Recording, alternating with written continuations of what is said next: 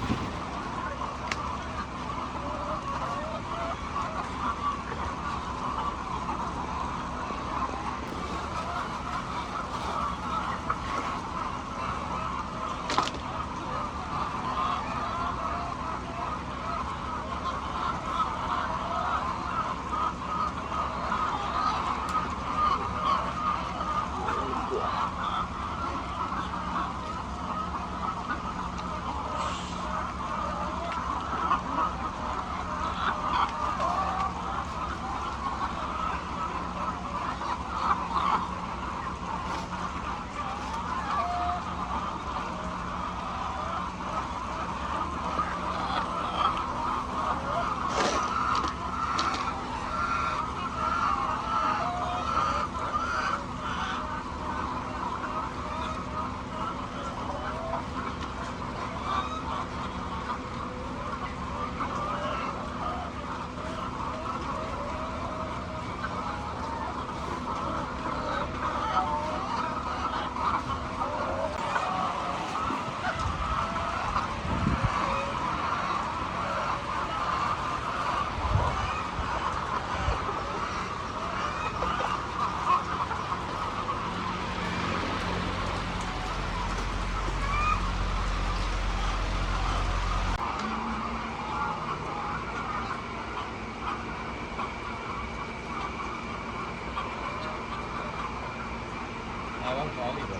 Tôi khuyến cứ mang trứng ấy đập vô gà nó, chuột nó ăn.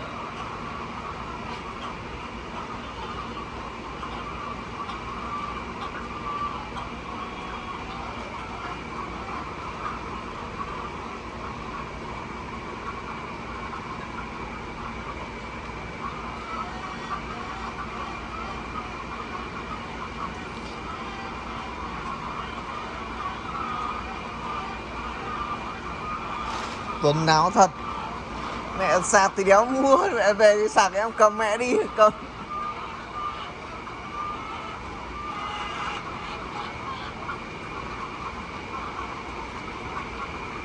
Còn xong ấy đi mà đi sạc còn gì?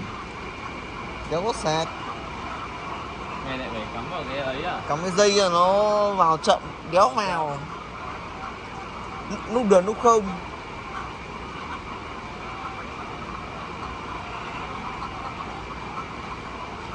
Thì anh mới mua 2 cái dây à? Anh cho cái.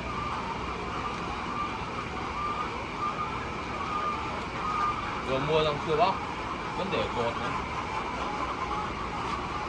Mua một đôi. Dây sạc nhanh. Bao tiền? 100.000 2 cái. Trước em mua cái dây kia bao nhiêu? 100. Mở quán rồi chẳng thế.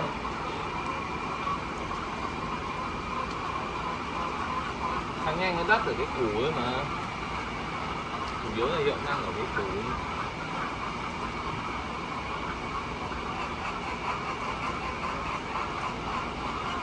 Kiểu đấy nó công suất còn lớn ấy. Tôi sạc nhanh thôi.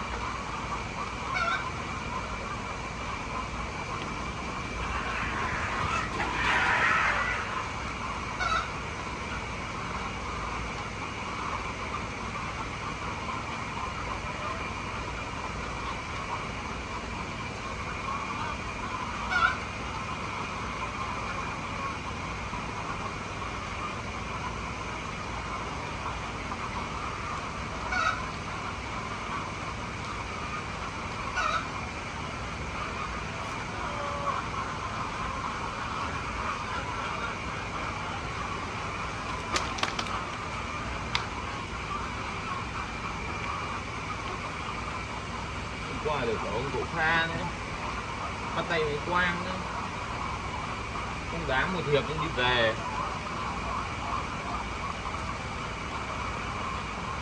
Mẹ, chết. Đâu không, qua đâu không? Ơi 23 người Thế là đông hả? bắt tay một hiệp không đá thì về, mà đá thì yếu. Địt mẹ này đổ sau địt mẹ chục tấn rau rồi. Thế bây giờ đá yếu Sức mới lồn được. đâu mà béo.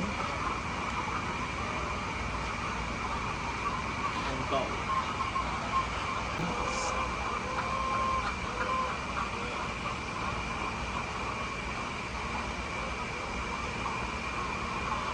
Tâm Be nữa bắt tay với anh Cường, bên kia toàn ông chạy nhiều, Đi để chạy khỏe. bắt toàn đội chạy khỏe tội. Môn lớn thì phế phẩm rồi.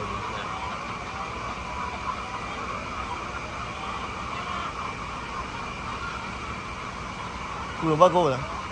Đá cậu lại đánh.